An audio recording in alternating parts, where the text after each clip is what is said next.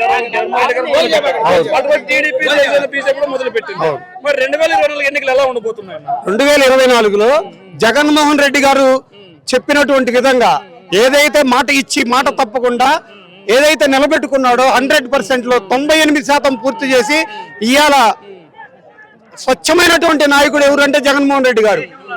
దేశంలో కాదు, ఈ ప్రపంచంలో ఉన్న నాయకులందరిలో కూడా, ప్రపంచంలోని నాయకులందరినీ చూసుకుంటే ఒక పద్ధతి, ఒక నిబద్ధత కలిగినటువంటి నాయకుడు జగన్మోహన్ రెడ్డి గారు. ఎందుకంటే 2019 ఎలక్షన్లో ఇచ్చినటువంటి మేనిఫెస్టో, 3 పేజీల మేనిఫెస్టో ఏదైతే ఇచ్చాడో నవరత్నాల ద్వారా ప్రతి పేదవాడికి, ప్రతి కుటుంబానికి,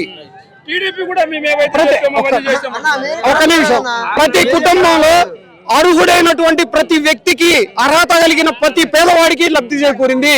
ప్రతి ఇంట్లో, ఏ ఇంట్లో చూసుకున్నా లబ్ధి చేకూరింది. కాబట్టి జగన్మోహన్ రెడ్డి గారి మీద అమితమైనటువంటి అభిమానం, ప్రేమ, ఆప్యాయతలు అన్ని ఉన్నాయి.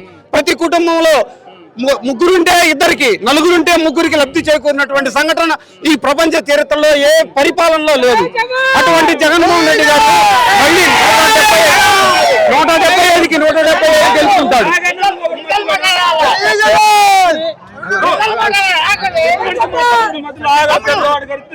ఇంకొకటి 2014లో ఇచ్చినటువంటి మేనిఫెస్టో, 2014లో ఇదాకండి 2014లో ఇచ్చినటువంటి మేనిఫెస్టో చంద్రబాబు నాయుడు రైతుల్ని ఏ విధంగా మోసం చేశాడో, ఇది నేను రైతుని, నాకు 14 ఎకరాల పొలం ఉంది, 1,50,000 రుణమాఫీ చేస్తానన్నాడు.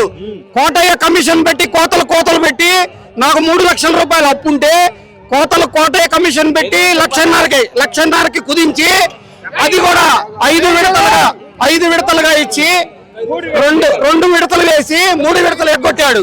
అంటే చంద్రబాబు దగాకోరు, మోసకారి.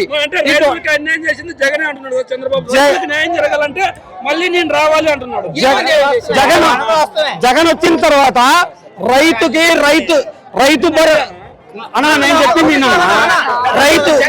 జగన్ వచ్చిన తర్వాత రైతు భరోసా తోటి రైతాంగానికి దగ్గరగా తీసుకొచ్చి రైతు భరోసా కేంద్రాలను పెట్టి ప్రతి రైతుకి పిడుగురాల హెడ్ క్వార్టర్, మండల హెడ్ క్వార్టర్ తిరగకుండా గ్రామాల్లోనే వాలంటీర్ వ్యవస్థను పెట్టి ప్రతి రైతుకి పోయి పంట ఏ విధంగా వేసిండు, పంట వేసి దాన్ని తీసుకొని కేటలాగ్ ప్రకారంగా తీసుకొని ఏ పంట వేసిండో నమోదు చేసి ఆ పంటకి గిట్టుబాటు రేటు కల్పించి, లేదంటే నష్టపరిహారం వస్తే నష్టపరిహారం కట్టించి రైతుకి సబ్సిడీ విత్తనాలు ఇచ్చి ప్రతిదీ రైతును ఆదుకున్నటువంటి రాజశేఖర రెడ్డి గారు బిడ్డ జగన్.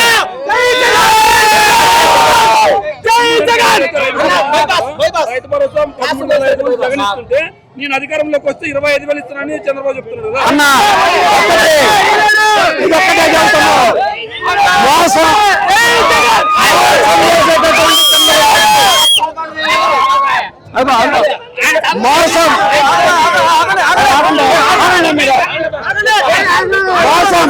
మోసం చేసే చంద్రబాబు ఎన్ని చెప్పినా బాబు నిన్ను నమ్మవు, నువ్వు చెప్పేదంతా మోసం, దగా. రైతుని ఈ విధంగా దగా చేశావు, నీ మాటలు మేము నమ్మం బాబు, నమ్మం.